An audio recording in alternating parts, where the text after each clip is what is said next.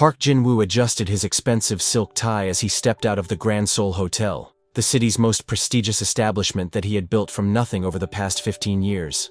The Easter evening air carried a crisp coolness that made him pull his tailored coat closer to his body. At 42, Jin-woo had achieved everything he had ever dreamed of: wealth, respect, and a business empire that spanned across Asia. Yet as he walked toward his black Mercedes, something felt hollow about the hotel's Easter gala had been a tremendous success, with Seoul's elite praising his latest venture.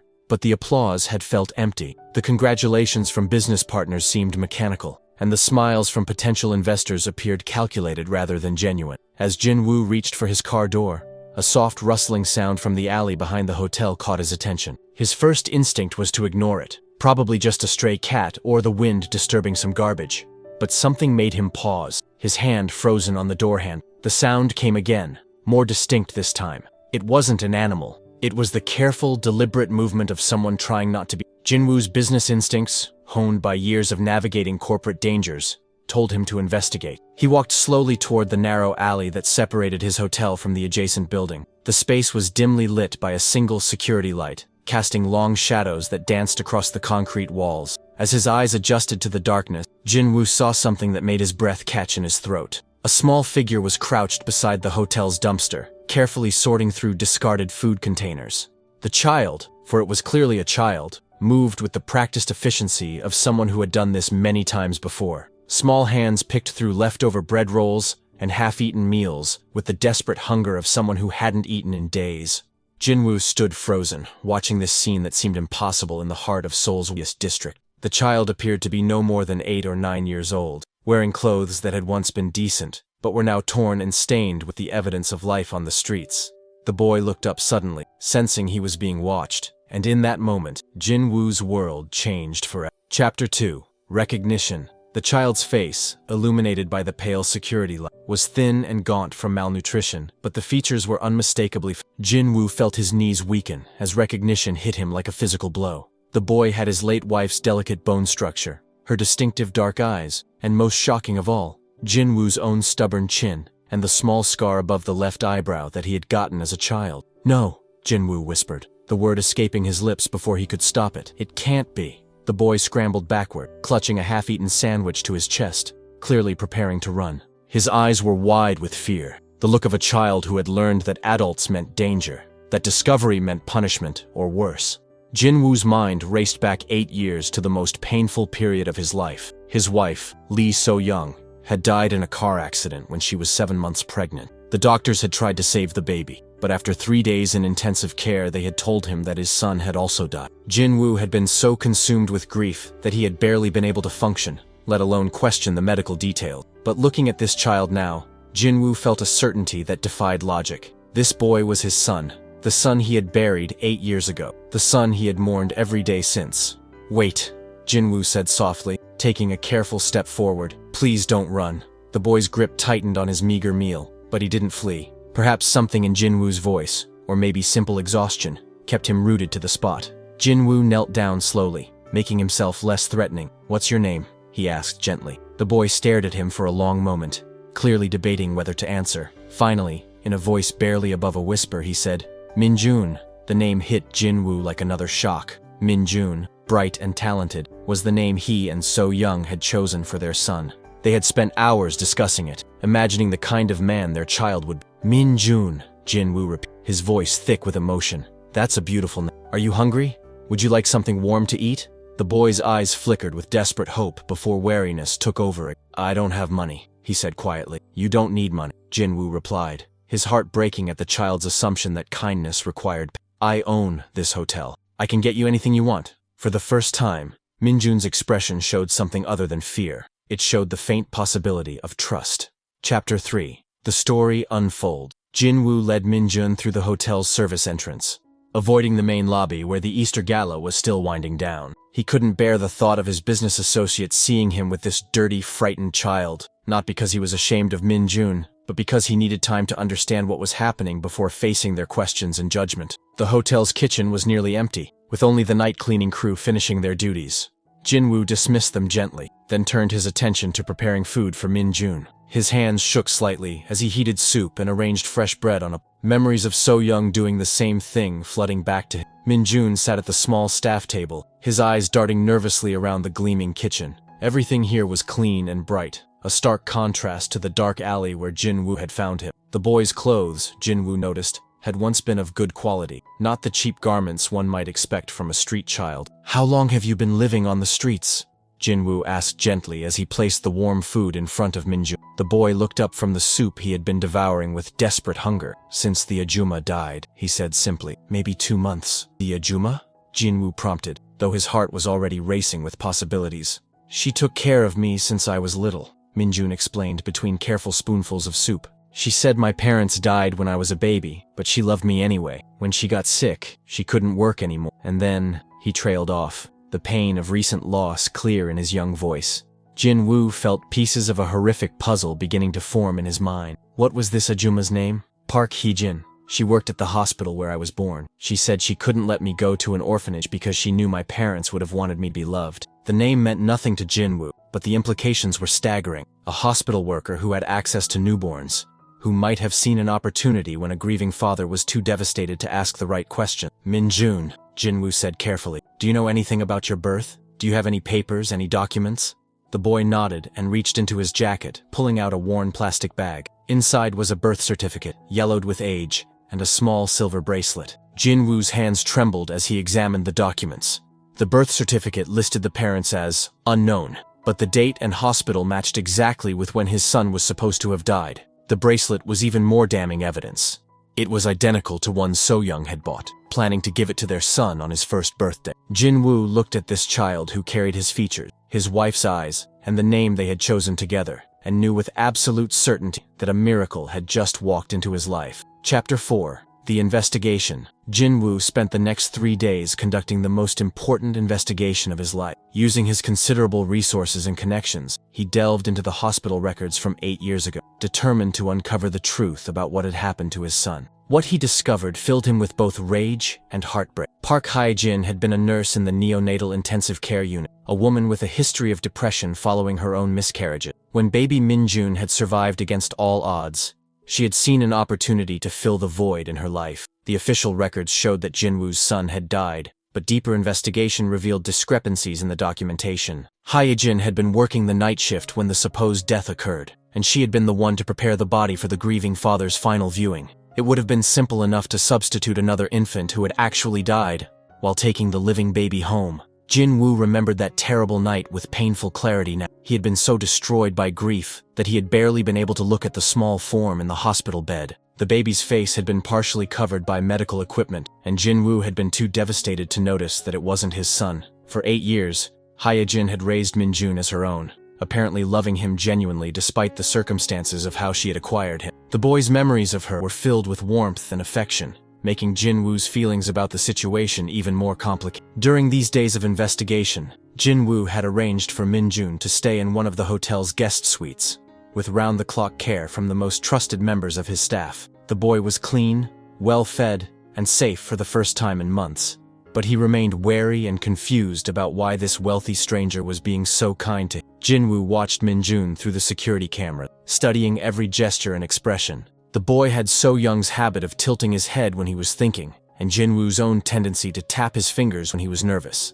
These small mannerisms, combined with the physical resemblance and the documented evidence, left no doubt in Jin-woo's mind. The question now was how to tell Min-jun the truth. The boy had already lost the only mother he had ever known, and Jin-woo was essentially a stranger to him. How do you explain to an 8-year-old that his entire life had been built on a lie, even if that lie had been motivated by love? Jin-woo knew that he needed to proceed carefully. Min-jun's trust would have to be earned gradually, and the revelation of their relationship would need to be handled with the utmost sensitivity. The boy had already suffered enough trauma for several lifetimes. Chapter 5. Building Trust. Jin-woo began spending every free moment with Min-jun, slowly building the foundation of a relationship that should have existed from birth. He started with simple activities, sharing meals, reading stories, and playing quiet games in the hotel suite that had become Min-jun's temporary. The boy was remarkably intelligent, with a quick wit and an insatiable curiosity about the world around. Despite the hardships he had endured, Min-jun retained a fundamental sweetness that reminded Jin-woo powerfully of So Young. She had possessed the same ability to find joy in small things,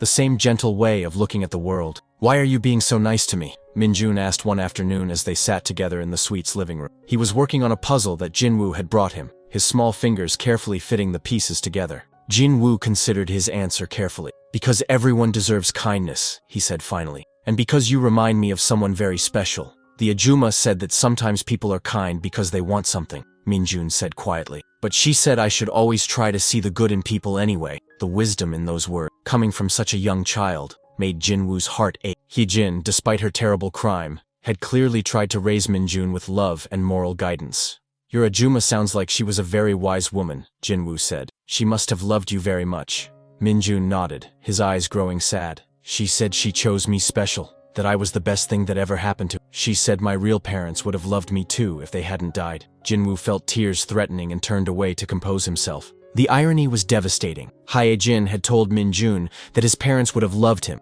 never knowing that his father was alive and had been mourning him for 8 years. "Min-jun," Jin-woo said carefully, "what if I told you that your real parents didn't die? What if one of them was still alive and had been looking for you?" The boy looked up from his puzzle, his dark eyes wide with a mixture of hope and disbelief. "That's not possible," he said quietly. "The Ajumma wouldn't have lied to me. Sometimes adults tell children things they believe are true, even when they're not," Jin-woo explained gently. "Sometimes people make mistakes, or sometimes they don't have all the information." Min-jun was quiet for a long moment, processing this possibility. "If my real parent was alive," he said finally, "why didn't they find me before?"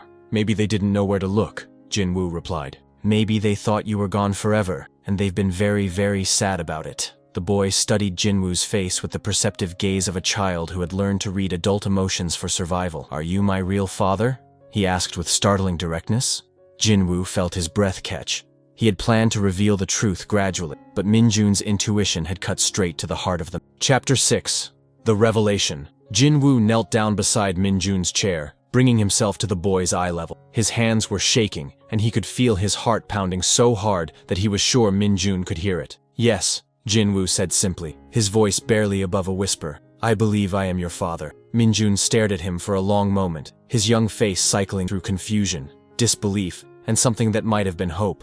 "But the Ajumma said you died," he said quietly. "The Ajumma thought I died," Jin-woo corrected gently. "But I've been alive all this time, missing you every single day. I thought you had died when you were a baby. I've been so sad about losing you that I could barely function sometimes."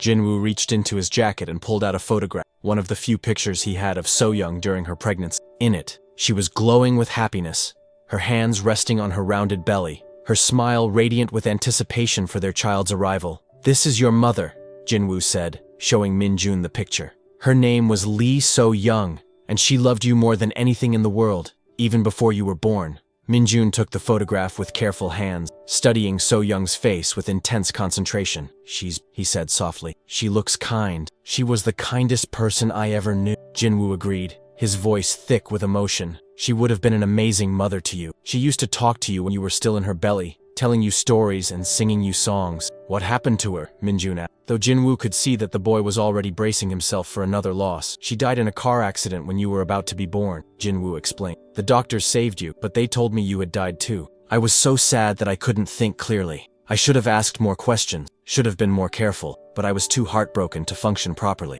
Min-jun was quiet for a long time, absorbing this information. Jin-woo watched emotions play across the boy's face.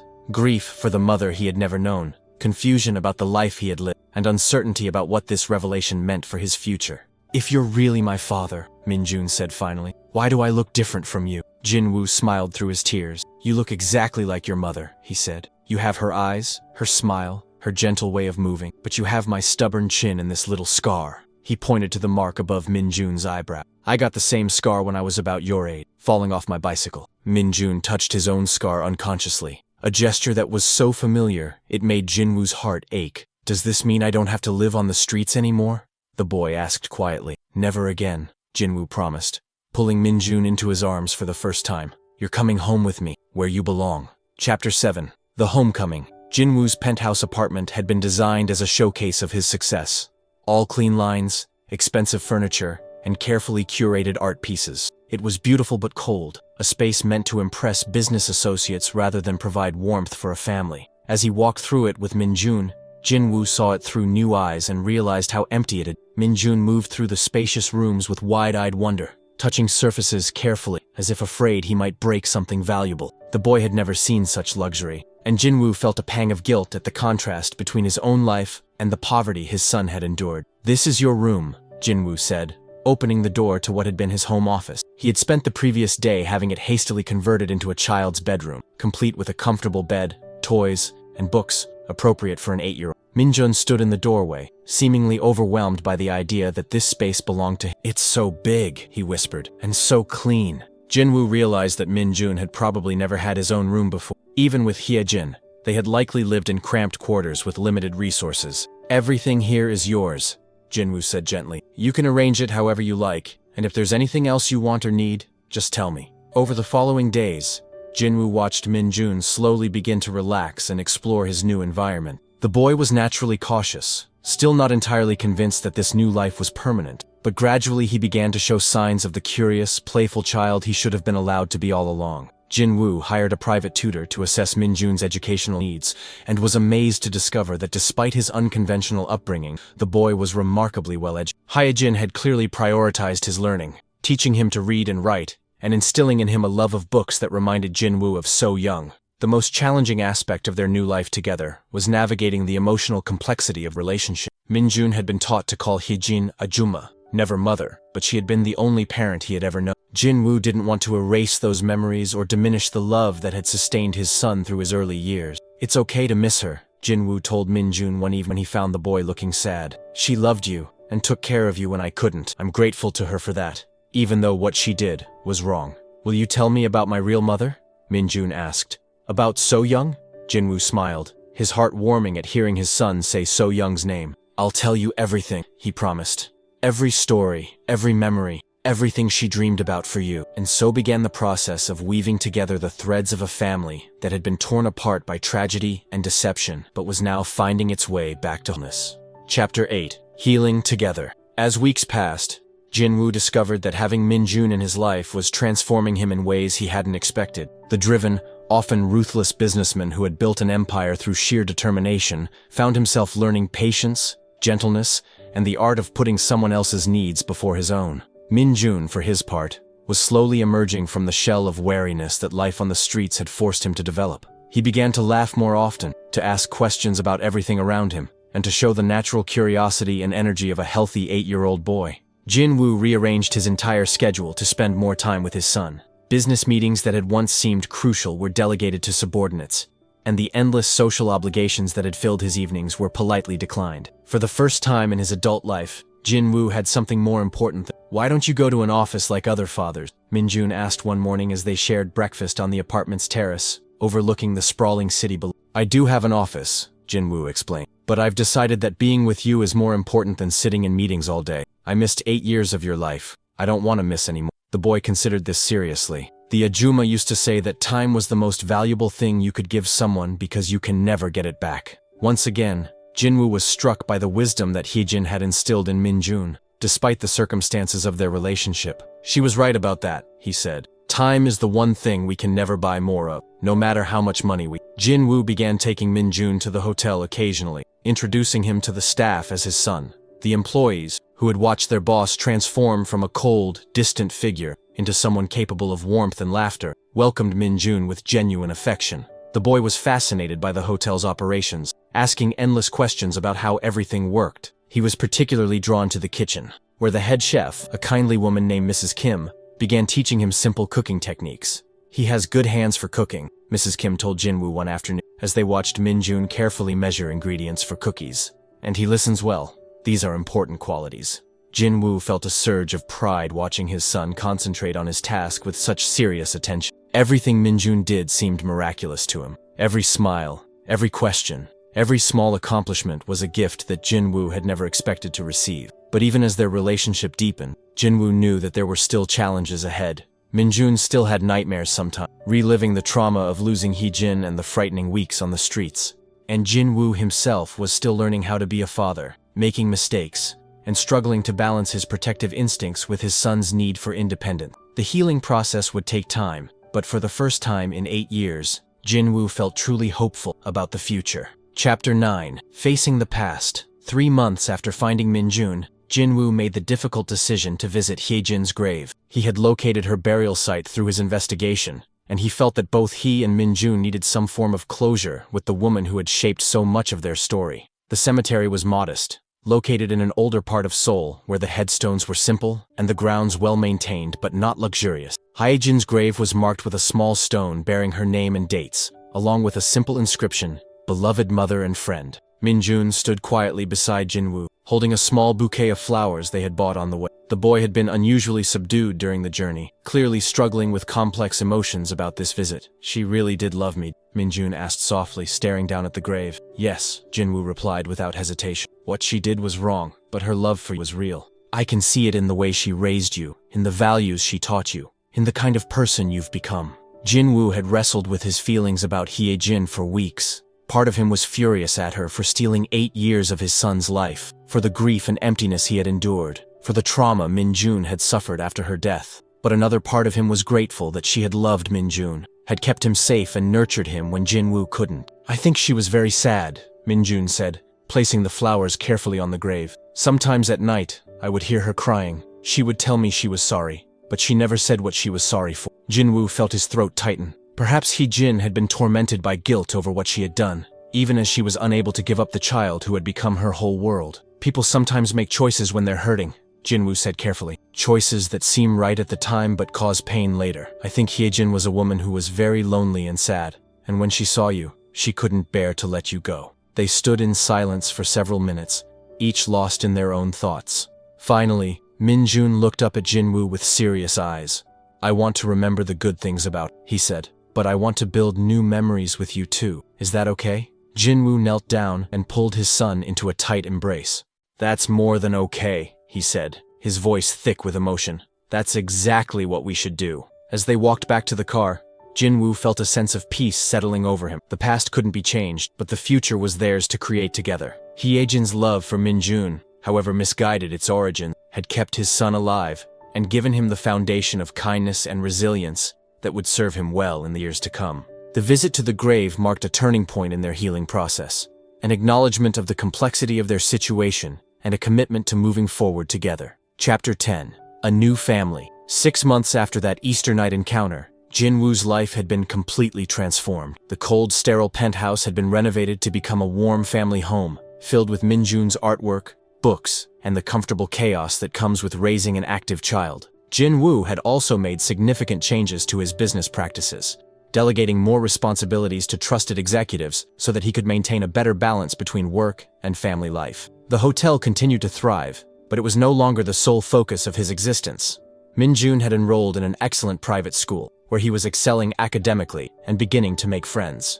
The boy's natural intelligence and gentle nature made him popular with both classmates and teachers, though he still occasionally struggled with the social dynamics of children who had never known real hardship. "Some of the kids at school think it's weird that I used to live on the streets," Min-jun told Jin-woo as they worked together on homework. "What do you think about that?" Jin-woo asked, setting aside his own work to give his son his full attention. Min-jun considered the question seriously. "I think they don't understand that bad things can happen to anyone. The Ajumma used to say that we should never judge people because we don't know their whole story." Jin-woo marveled once again at his son's wisdom and emotional maturity. The hardships Min-jun had endured had given him a perspective on life that most children his age couldn't comprehend. "You're absolutely right," Jin-woo said, "and I think your experiences, as difficult as they were, have made you a very special person. You understand things that other people don't, and that's a gift." Jin-woo had also begun the process of legally establishing his paternity and ensuring that Min-jun's identity was properly documented.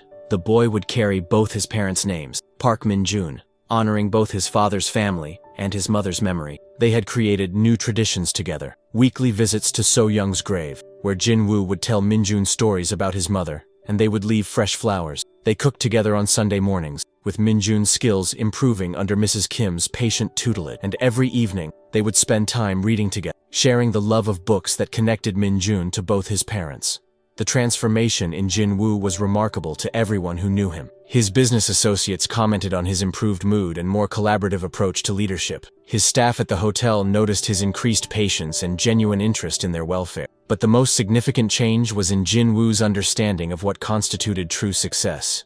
The wealth and recognition that had once driven him seemed hollow compared to the simple joy of watching Min-jun discover the world, of being trusted with a child's unconditional love, of having someone to care for who was more important than himself. The lonely, driven man who had found a boy eating from trash had discovered that in saving his son, he had also saved himself. Chapter 11. Giving Back. As Min-jun's first year with Jin-woo progressed, the boy began asking questions about other children who might be living on the streets as he once had. His experiences had given him a deep empathy for those who were struggling, and he couldn't understand why more wasn't being done to help them. "There are other kids who don't have enough food," Min-jun said one day after they had passed a homeless shelter during a drive through the city. "Why don't they have families to take care of them?" Jin-woo realized that his son's question was challenging him to think beyond their own fortunate reunion. Min-jun's compassion was inspiring him to consider how they might use their resources to help other vulnerable children. "You're right," Jin-woo said. "There are many children who need help. What do you think we should do about it?" Min-jun's face lit up with the excitement of someone who had been given permission to dream big. "Could we help them find families, or make sure they have food and warm places to sleep?"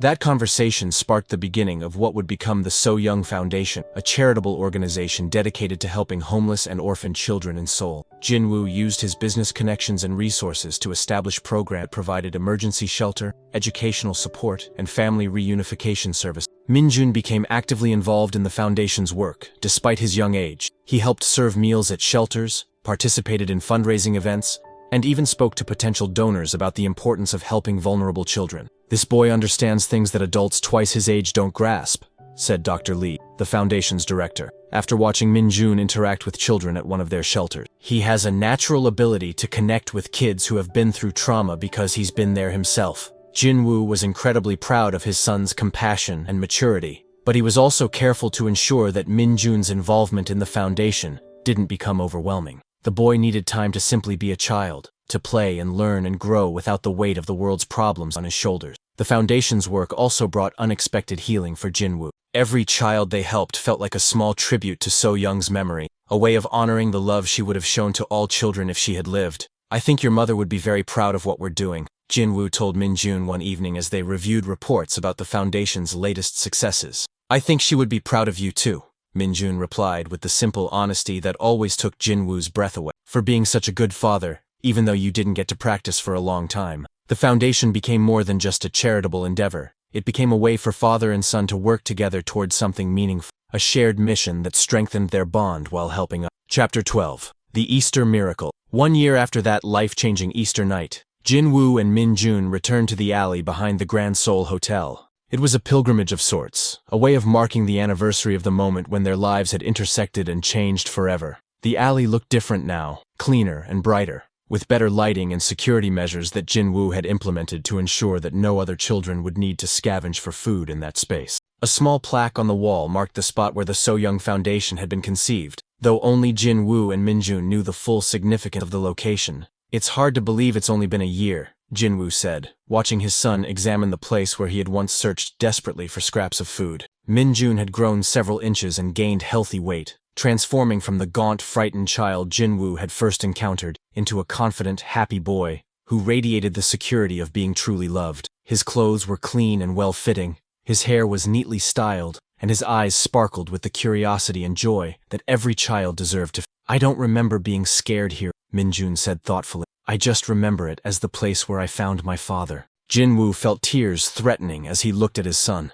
This miracle child who had literally risen from what Jin-woo had thought was death, who had survived abandonment and hardship to find his way back to where he belonged. "You know what I've learned this year?" Jin-woo said, kneeling down to Min-jun's eye level as he had that first night. "What?"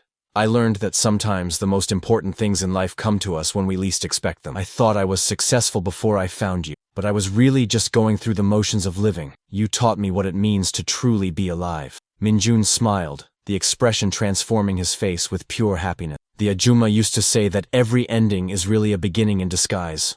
I think she was right." As they walked back toward the hotel's main entrance, Jin-woo reflected on the journey that had brought them to this moment. The pain of losing So Young would always be with him, but it was now balanced by the joy of raising their son. The 8 years of separation had been tragic, but they had also shaped Min-jun into the remarkable child he had become. The Easter miracle hadn't just been finding his son alive. It had been discovering that love could survive any tragedy, that families could be rebuilt even after devastating loss, and that sometimes the greatest gifts came wrapped in the most unexpected packages. Jin-woo looked down at Min-jun, who was chattering excitedly about their plans for the foundation's upcoming fundraiser, and felt his heart overflow with gratitude. He had thought he was rescuing a hungry child from an alley, but in reality, that child had rescued him from a life of hollow success and emotional emptiness. The millionaire father who had seen a boy eating from trash had indeed discovered something that changed his life forever. He had discovered that the greatest wealth was not measured in money, but in the love of family and the opportunity to make a difference in the world. If you enjoyed this heartwarming K-drama tale of family, redemption, and second chances, please subscribe to our channel for more emotional stories that explore the power of love to heal even the deepest wound. Your like and subscription help us continue bringing you tales that remind us that sometimes the most precious treasures are found in the most unexpected places, and that every ending can be the beginning of something. Thank you for joining Jin-woo and Min-jun on their extraordinary journey from strangers to father and son.